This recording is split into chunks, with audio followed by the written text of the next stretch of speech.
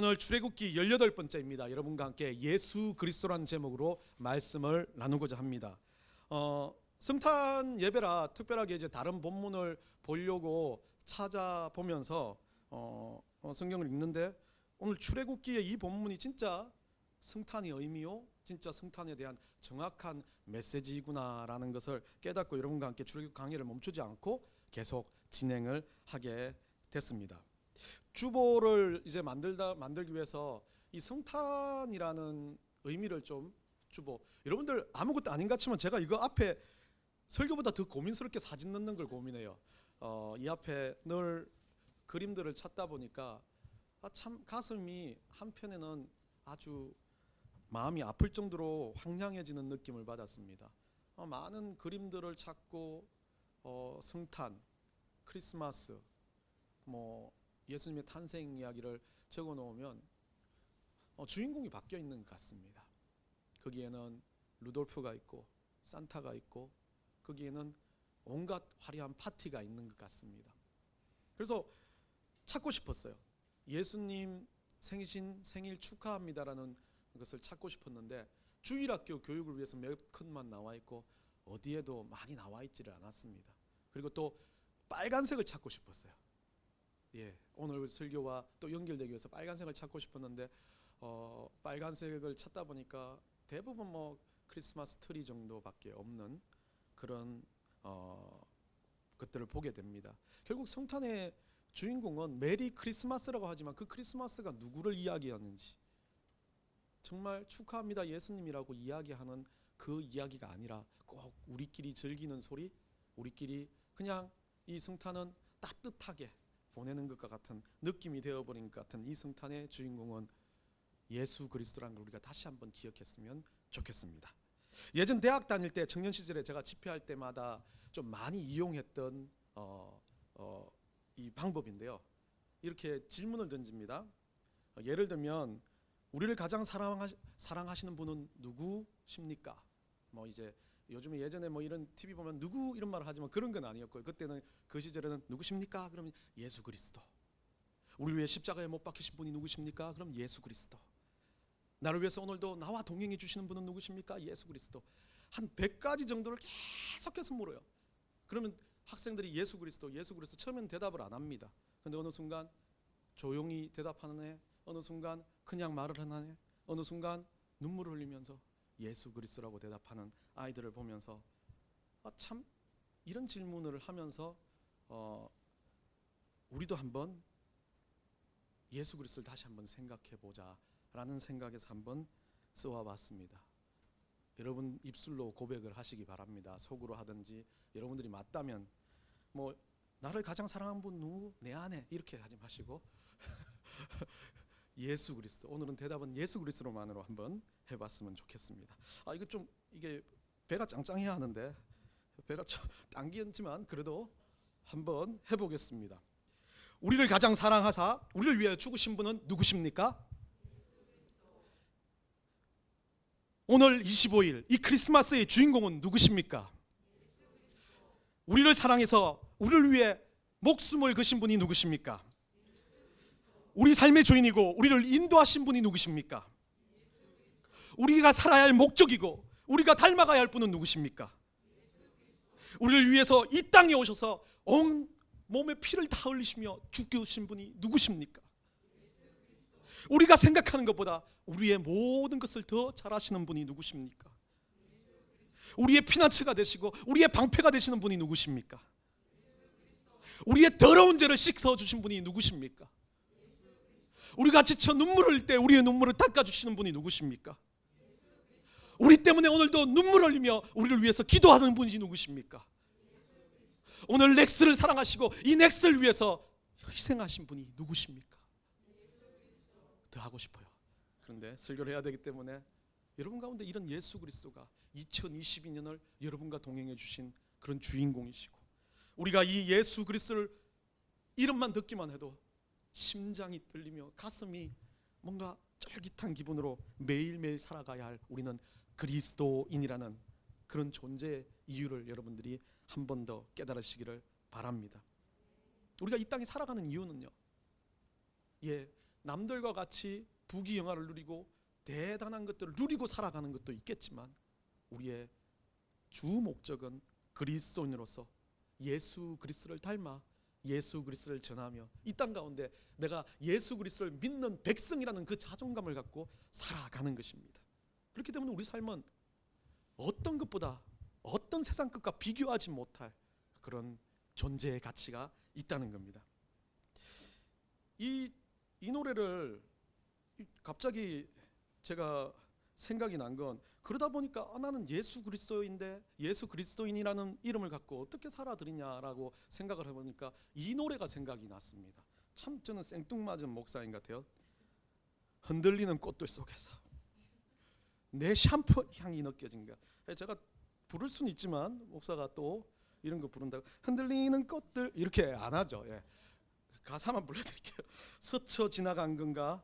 스쳐 지나간 건가? 예, 알겠습니다. 잘 발음 잘할게요. 스쳐 지나간 건가? 뒤돌아보지만 그냥 사람들만 보이는 거야 라는 가사. 예, 여러분들 잘 부르시죠? 예, 너무 뭐 어떤 생각을 떠나서 이 가사가 너무 가슴에 새겨지는 이유는 여러분들은 어떤지 모르겠지만 저는 샴푸 향에 대한 묘한 추억이 있습니다. 우리 학교 초등학교 들어갈 때 제가 7살 초등학교를 들어갔다가 퇴학을 당하고 다시 8살 학교를 들어갔는데 7살 학교 들어갔을 때 아무것도 모르는 상태에서 날마다 수업은 안 들어가고 학교 수업을 하는 게 너무 싫으니까 7살 학교 들어갔는데 제가 뭘 알겠습니까? 그냥 그 수도가에서 친구도 없고 다들 8살이니까 형들이니까 수도가에서 놀고 있는데 제가 그렇게 노는 거를 못마땅한 선생님도 있었고 그때 놀 때마다 와가지고 저한테 같이 물도 틀어주시고 그리고 같이 그냥 이야기도 해주신 선생님이 있었습니다. 그 선생님 성함은 이거 말해도 되나? 송영희 선생님입니다. 지금은 어떤지 모르겠어요. 근데 그 시절만 해도 어린 나에게는 충격적인 선생님의 모습이었는데요. 머리 길이가 발끝까지 올 정도로 길었었어요. 예. 기억하십니까? 예. 발끝까지 오셔서 길었는데 여러분들 제가 그 시골에 사는 그 80년대 초반 70년대 후반 같은 경우는 샴푸가 70년대 초쯤에 나와가지고 거의 시골은 샴푸를 안 썼습니다. 저 같은 경우는 머리도 잘 안 감았습니다. 죄송하지만. 그런데 그 선생님 머리가 기니까 어떻게 그 샴푸 향이 그렇게 진하게 나요. 그 시절에 나왔던 제가 왜 그러냐면 제가 머리가 좋아서 그런 게 아니라 기억도 합니다. 리땡 샴푸. 그게 80년대 초반에 나와가지고 아주 열심히 선전을 했어요. 이상한 여러분들 아시죠? 옛날에 강서구라는 남자 아십니까? 연예인 중견 연예인 그 사람이 막 머리 감는 거 아침에 막 이야기하고 이런 것들 나오면서 선전을 했던 리땡 샴푸였는데 그 샴푸 냄새가 머리가 기니까 선생님도 이거를 하면 여러분들 그냥 짧은 머리보다 긴 머리가 있으면 이게 온통 냄새가 진동을 하니까 옆에 오면 그 샴푸 향의 냄새가 나는데 그 샴푸 향의 냄새가 저는 어떻게 느껴지냐면 따뜻한 선생님의 사랑, 아득한 사랑으로 느껴지는 겁니다. 여러분들 어떤지 모르겠지만 여러분 인생 가운데 그런 향기에 대한 부분에 추억이 있을지 모르겠지만 저는 그 샴푸 향, 지금은 그 샴푸 향이 약간 화학적인 냄새고 그렇게 그거 하지 않기 때문에 별로 안 나는 저는 그런 게 좋아요.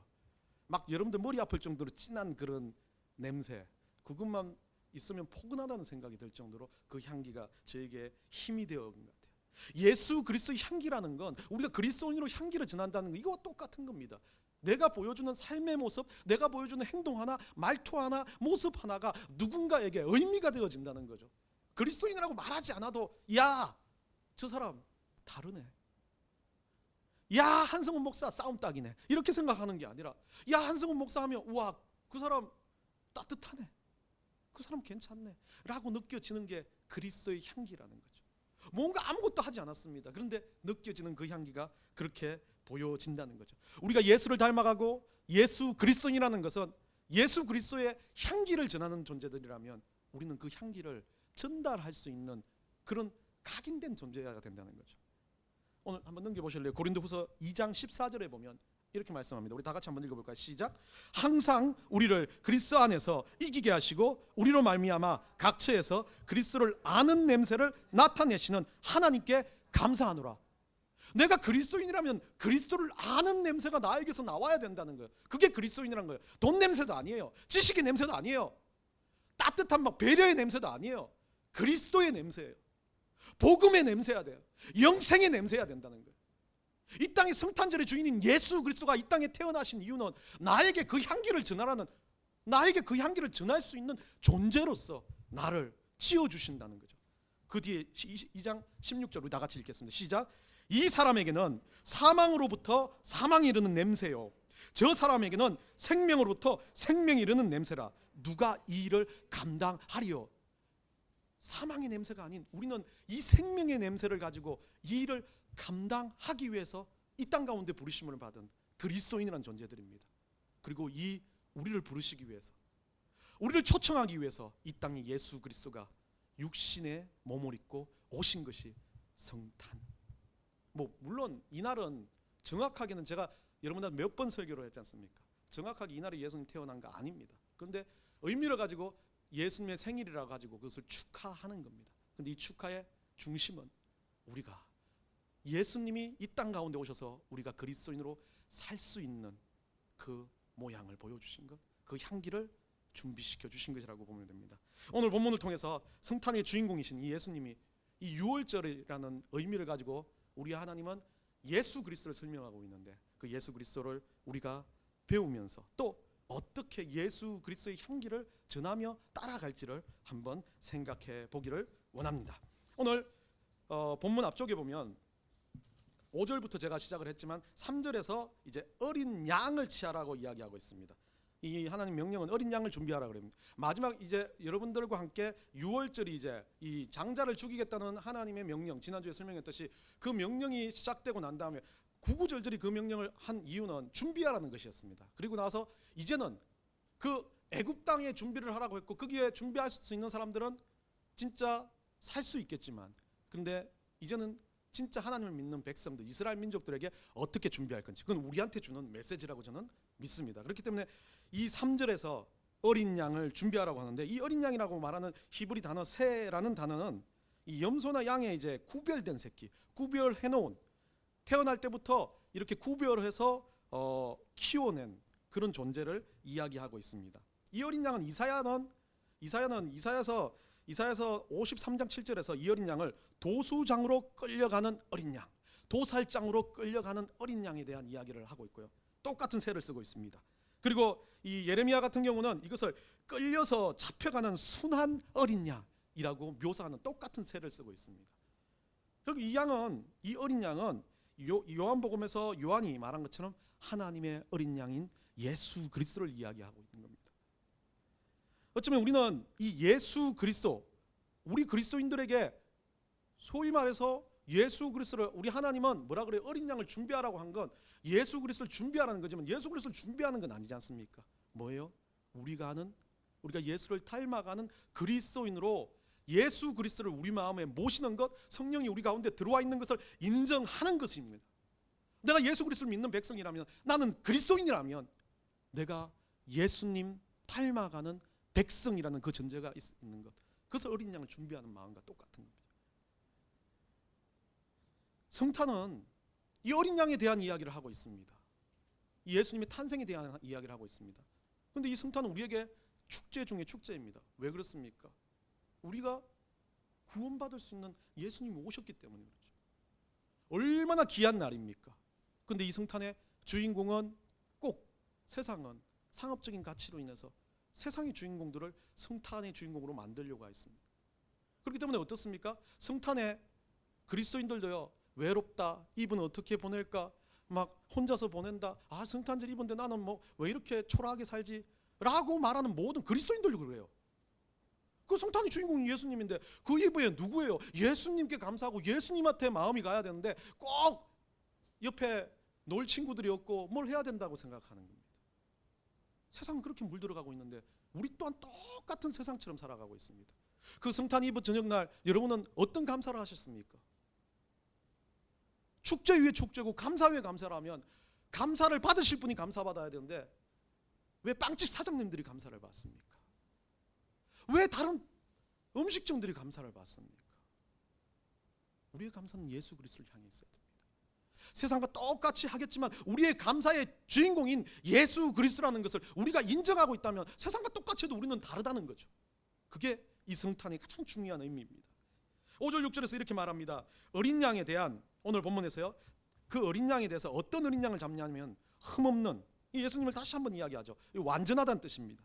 그리고 수컷으로 하되 양이나 염소 중에 취하고, 그 양이나 염소 중에 취하되 그들이 어떻게 돼요? 그 이달 열흘날까지 간직하였다가 합니다.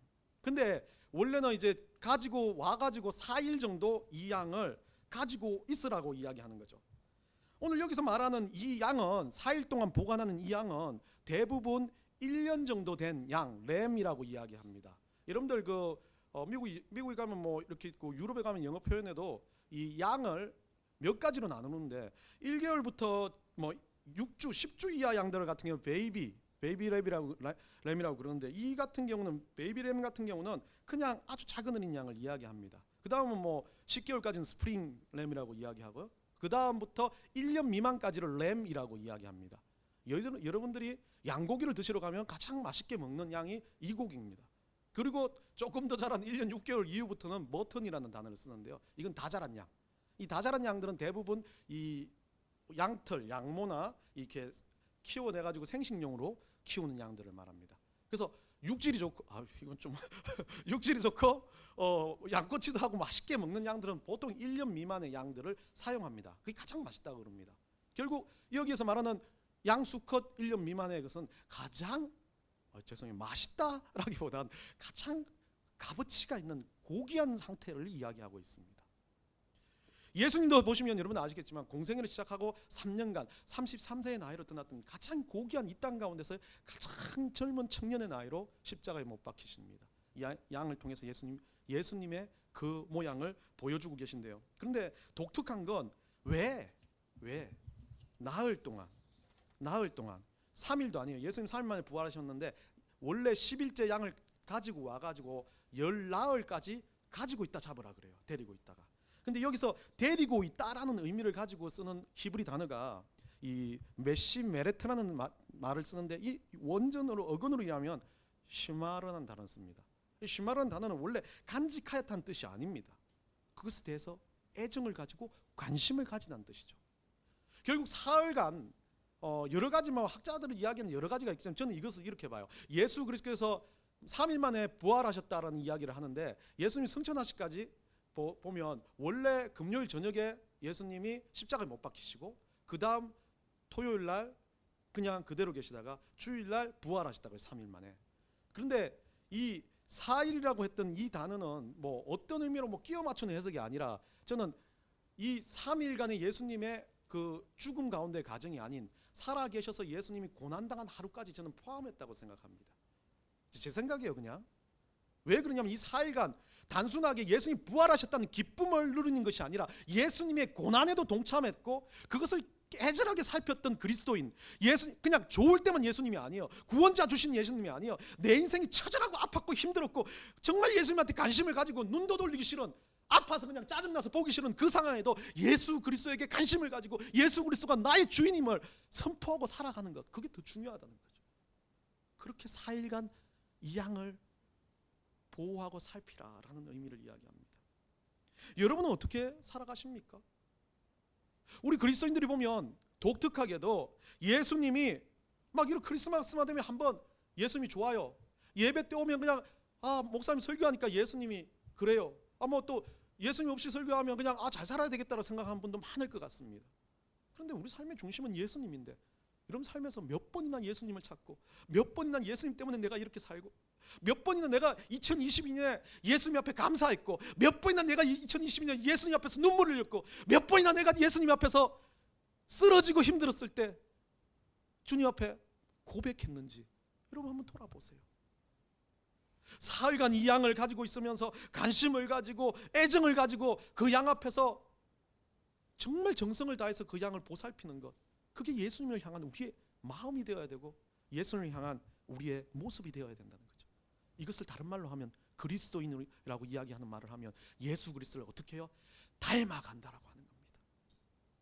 예수 그리스도를 닮는 게 그냥 단순하게 내 삶의 풍요로운 가운데 닮는 게 아니라 아파도 힘들어도 자극이 와도 기뻐도 감사해도 뭔가 일이 잘 돼도 감사, 일이 안 돼도 감사함으로 예수 그리스도를 닮아가는 것이 예수 그리스도를 닮는 거지, 그냥 내 평생에 무언가 불편 없이 살아간다고 예수 그리스도를 닮아간다는 것 아니라는 겁니다. 늘 말했지만 예수님은요, 우리 삶의 요소에 대해서 관심 없어요.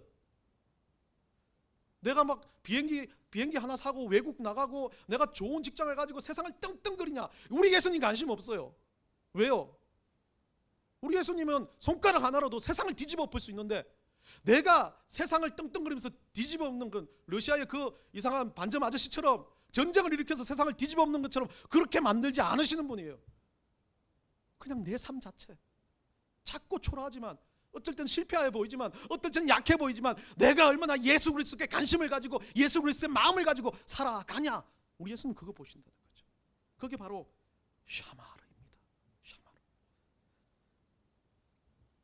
그래서 중요한 건 이 샤마르가 아주 중요한 이야기를 하고 있습니다. 오늘 본문에 보면 이 샤마르를 이야기할 때 6절, 열흘날까지 간직하였다가 샤마르 했다가 그렇게 예수님과 동행했다가 해질 때 저녁이 돼서 뭐 하라고요? 이스라엘 회중이 그 양을 잡고 혼자 잡습니까? 아닙니다. 같이 잡습니다. 회중이라고 이야기합니다. 이스라엘 전체 회중으로 다 잡지 못하지만 그 양을 가지고 어떤 부락배로 어떤 사람 모임별로 가정의 단위별로 이렇게 잡는, 오늘날로 말하면 지역 교회와 같은 그런 공동체가 이 양을 잡습니다. 회중 자체는 그 예수님을 바라보면 동일하게 아픔을 가지고 기쁨을 가지고 예수님과 동행하고 그 양을 보살폈던 그 존재들입니다. 같이요. 어떤 사람은 자기가 막 부유하지 못해요. 그러니까 매일 가가지고 양한테 쓰다듬어주고 양을 사랑한다고 고백했을지 모르고, 어떤 사람은 자기가 부유하니까 사료를 사줬을 수도 있습니다. 그런 것 모두 다 포함해서 그 양을 돌보고 그 양과 함께 생활했던 그 모든 사람들이 위아래가 없이 똑같이 그 양을 잡는 겁니다. 오늘 우리는 넥스트란 회중 가운데 와 있습니다.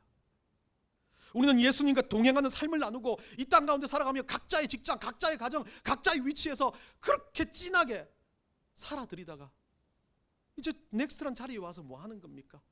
오늘 예수 그리스도라는 그 이름 앞에 모여가지고 떡을 떼고 나누고 사랑을 나누고 교제를 나누고 신앙을 나누고 내 삶의 아픔도 나누고 내 삶의 기쁨도 나누면서 회중 가운데 모여서 우리 예수 그리스도를 잡는, 죄송해요, 우리 예수 그리스도를 어린 양을 잡는 것처럼 우리 예수 그리스도를 다시 한번 되새김질하는 거예요. 그러면서 뭐라 그럽니까?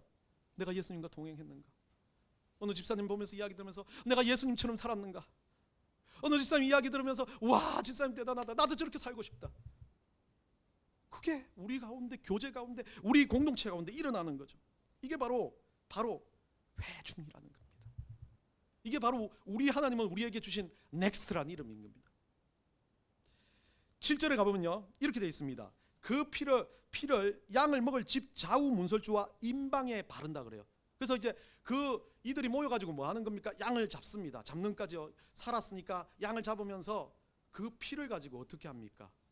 이 각자의 집에 가져가서 문설주라고 말하면 양쪽 이렇게 문설주를 이야기하고 있습니다. 임방 같은 경우는 문 위에 있는 바, 그렇기 때문에 문 전체를 바른다는 겁니다.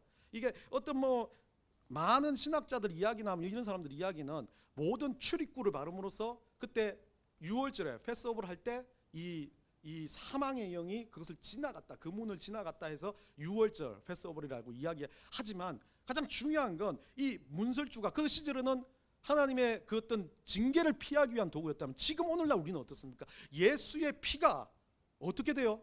나의 들어오고 나가는 모든 부분을 예수의 피로 덮여지는 것을 이야기하는 겁니다. 결국 이걸 쉽게 이야기하면 그래요. 내가 너무 이 사람을 사랑하고 너무 좋아하는 사람이 있습니다. 근데 이 사람이 나를 막 따시켰어요. 짜증이 나요. 분노가 나요. 근데 그 사람한테 어떻게 해요? 그 분노하는 마음을 어떻게 해요? 예수 피로, 나한테서 튀어나갈 때도 이 예수 피로 그 분노의 마음이 적신다면 어떻게 돼요? 그 분노의 마음이 녹아져서 사랑하는 마음으로 바뀌어요.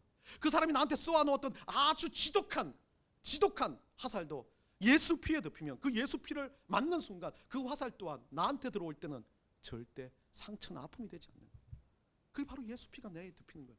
저는 이것을 그냥 단순하게 문설주에 바르는 게 아니라 우리의 생각과 우리의 마음과 우리의 모든 것이 들어오고 나가는 부분을 예수 피로 막으라는 의미를 이야기하는 겁니다. 왜요? 그 예수 피가 뭐를 막기 때문이요? 죄를 막습니다. 그 예수 피가 나의 생각의 죄를 막고 나의 마음의 죄를 틀어막아 버린다는 거죠. 그게 바로 예수 피를 우리 가운데 덮으라는 의미입니다. 유월절에 많은 사람들은, 이스라엘 민족들은 그랬습니다. 그것으로 인해 살았고, 우와, 하나님이 우리를 보호하셨다는 그 은혜에 감사했겠지만 그들의 삶 가운데서 예수 피를 듣고 살지 못했다. 그러다 보니까 아픔이 있고 분노가 있고 짜증이 있고, 뒤에는 뭐가 있습니까? 원망이 이제 출애굽 과정 가운데 계속해서 튀어나오기 시작합니다. 8절, 9절, 10절 보면 뭐라고 되어 있습니까? 이제 8절부터 시작돼서 9절, 10절 이렇게 보면 여기에서는 뭔가 여러분들 보시기에 단순하지 않습니다. 막 급박하게 이루어지는 것 같습니다. 거기에 보면 뭐라고 되어 있냐면, 고기를 불에 구워 무교병과 함께 쓴 나물과 아울러 먹는다라고 이야기합니다. 이스라엘 민족들 중에 먹는 습관들에 대한 이야기보다는 이것은 속도에 대한 이야기를 하고 있습니다. 왜? 이제 나갈 준비를 하라는 하나님의 명령인 거죠. 원래 삶아서 이스라엘 민족들이 고기를 요리를 많이 했었는데, 삶는 것보다는 불에 구워 먹는 거, 이제 조금 더 빠른 요리를 이야기하고 있습니다. 근데 여기서 분명히 말한 것은 생으로는 먹지 마라 라고 이야기하고, 삶아서 먹고 무교병을 먹는데, 무교병 같은 경우는 여러분들 보신지 모르겠지만 이 이스트가 들어가지 않는 빵, 그러니까 발효 기간이 없이 바로 그냥 반죽을 해가지고 화덕에 넣고 만드는 빵을 이야기합니다. 쓴 나물 같은 경우는 많은 사람들은 이 무교병과 쓴 나물을 먹으면서, 무교병 같은 경우는 부풀려지지 않고 빠르게 먹는 거지만, 쓴 나물 같은 경우는 이제 애굽의 삶, 애굽에서 있었던 자기의 고통스러운 노예 생활들을 기억하라는 의미에서 쓴 나물과 같이 먹었다라고 이야기를 합니다. 근데 저는 이런 상황을 봤을 때 여러 가지로 본다면, 이것 자체가 여러분들 빨리 먹는 것, 날걸로 먹지 않지만 이렇게 불에 구워서 먹고, 다리, 머리, 내장을 다 불에 구워서 그대로 먹고, 그리고 아침까지 그것을 남겨두지 않는 이런 모든 상황들을 봤을 때, 이 먹는 음식은 이스라엘 민족들이 그렇게 먹는 음식의 일반적인 먹는 음식, 양을 잡으면 먹는 음식, 똑같은 음식은 똑같았지만 쓴나물도 있었을 겁니다. 분명히 쓴나물은 여기서 갑자기 튀어나온 건 아니라고 저는 생각합니다. 그렇지만 이들이 똑같은 음식, 우리가 먹듯이 미역국을 먹고 김치 반찬을 먹고 하듯이 똑같이 먹되, 거기에 이제는 그것을 뭐예요? 우리가 애굽에서의 마지막 음식으로 생각하고 먹으라는 거죠. 10절에 그렇게 나와 있습니다. 아침까지 남겨두지 말며 아침까지 남은 것을 곧 불사르라. 이것에 대해서는 애굽에 대한 어떤 미련이나 이런 것을 다 버리고 과거는 정산하라는 의미가 있겠지만, 애굽에서의 마지막처럼 이 일을 행하라고 이야기하는 거죠. 다른 말로 하면, 예수 그리스도를 믿는 우리가 하나님 백성이라면, 오늘 성탄의 주인이 예수 그리스도라면, 우리 삶을 기준으로 봤을 때 어제, 오늘, 내일이 아니라 우리 삶은 항상 현재를 기준으로 보라는 겁니다. 그냥 단순하게 내가 과거에는 그렇게 잘났었지, 과거에는 그렇게 신앙이 좋았었지, 아니요, 그런 거 아무것도 필요 없다고 말합니다.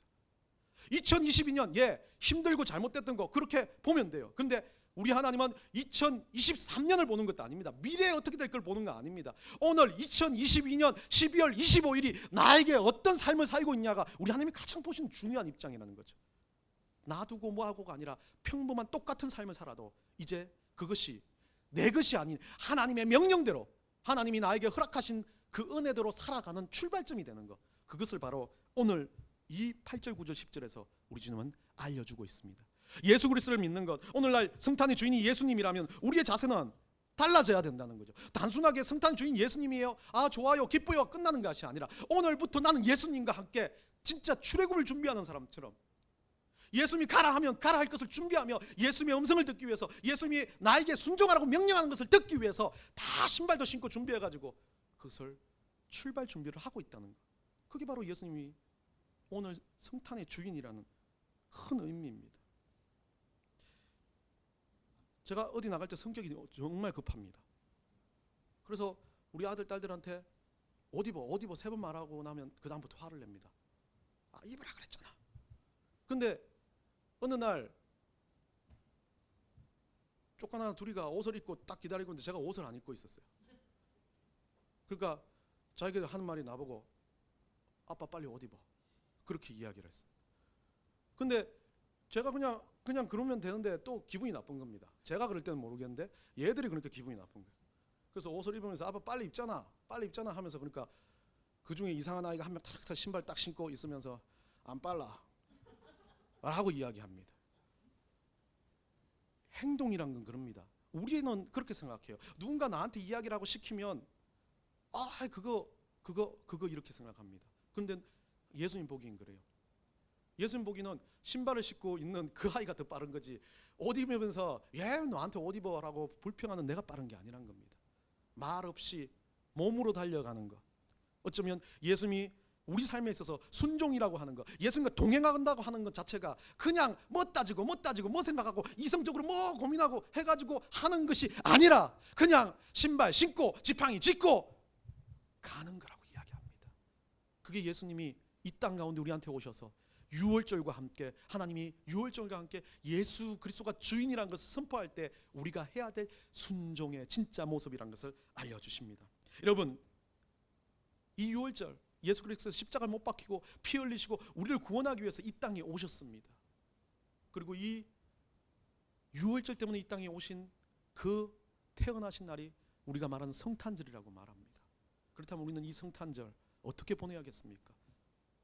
분명히 유월절의 규례를 주신 것처럼 정말 말씀 가운데 과거의 것이 아니라 오늘부터 주님과 동행하기 위해서 준비하고 마음을 뜨잡고 주님 제가 함께 하겠습니다라는 마음, 감정에 동요되지 않고 정말 예수 그리스도 피에 잠겨서 죗값으로 사는 인생이 아니라 주님 앞에서 예수 그리스도의 피에 덮인 그런 백성으로 사는 여러분들이 되시기를 간절히 축원합니다.